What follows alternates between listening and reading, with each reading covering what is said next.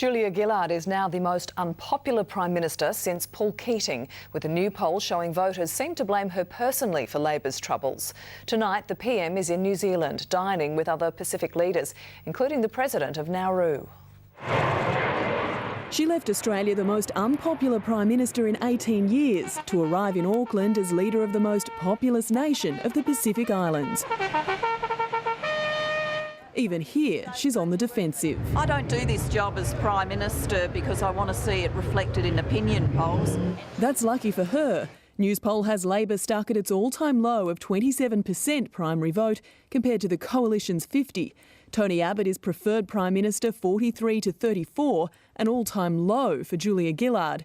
68% of the population are dissatisfied with her performance, and more than half the country would prefer to see Kevin Rudd back in the top job. I don't think anybody would be surprised with the opinion polls we've seen today, given the last couple of weeks that we've had.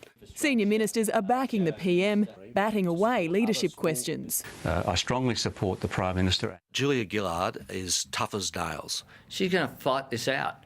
The government is still keen on the Malaysia solution, and while Tony Abbott will help change the Migration Act to allow offshore processing, his position is clear. Do not persist with Malaysia, but there's nothing wrong with Naroo.